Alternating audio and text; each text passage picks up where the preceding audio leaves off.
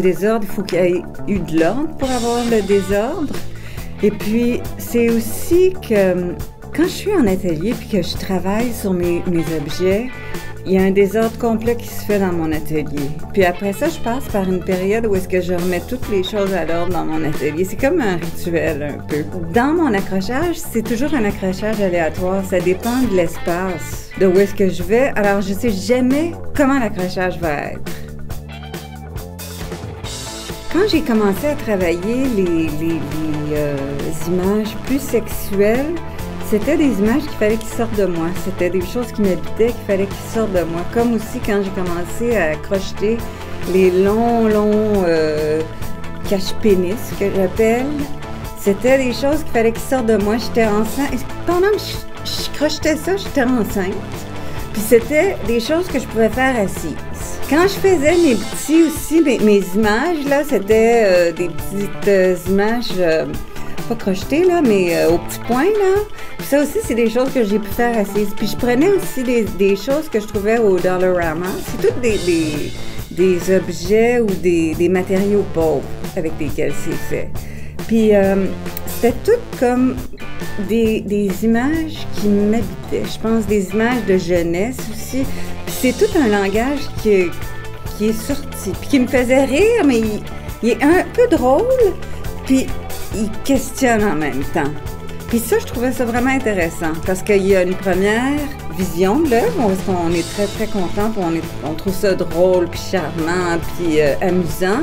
Puis là, si on prend le temps, là, il y a une autre lecture qui se fait. Puis ça, je trouve que ça engage beaucoup, beaucoup le spectateur.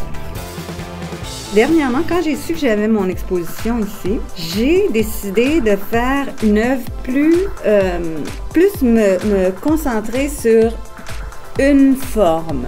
Puis j'avais commencé à travailler depuis 2-3 ans, je faisais des recherches avec l'époxy. Et j'ai commencé à faire des mélanges avec les pigments, puis j'ai travaillé fort dans l'atelier depuis 2-3 ans pour commencer à jouer vraiment avec les coulages de couleurs sur du bois. Et puis ces objets-là, qu'est-ce qui arrive, c'est que ils continuent à travailler quand je suis partie. Alors c'est pas complètement fini, l'œuvre n'est pas finie quand je m'en vais. Puis moi, je rentre dans l'atelier après 1 heure, puis j'ai toujours une surprise de ce qui est arrivé avec les couleurs.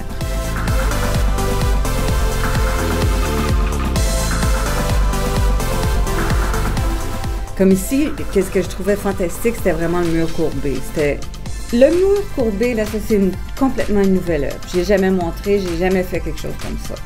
L'autre mur, j'ai fait des installations similaires, mais c'est avec, il y a beaucoup de nouvelles choses qui sont venues s'accrocher là à ça, mais c'est un langage que je commence à connaître.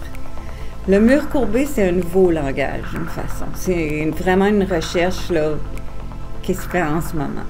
Ce que je trouve vraiment intéressant, c'est de m'inspirer de l'espace. Comme je trouve dans la galerie, comme c'est grand, puis il y a des murs que j'ai pu laisser blancs, ça laisse le temps de respirer aux gens. Parce que quand on arrive à des endroits dans les œuvres, c'est tellement chargé que d'être chargé partout, on n'a jamais le temps de réfléchir.